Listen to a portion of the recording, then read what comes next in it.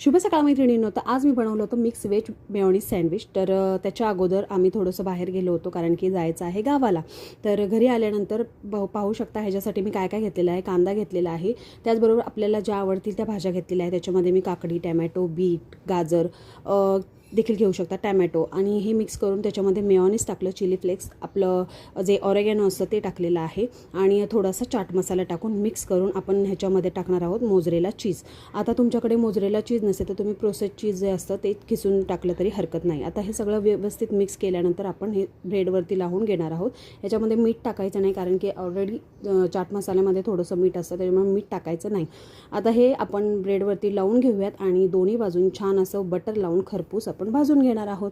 तर आज खूप गडबड होती आमची कारण की गावाला जायची तयारी चालू आहे. तुम्हाला येणारे व्लॉग खूप छान छान येणार आहेत, गावचेच येणार आहेत, त्याच्यामुळे लवकर आपल्या चॅनलला सबस्क्राईब करा. भेटूया अशाच पुढच्या छानशा व्हिडिओ बरोबर.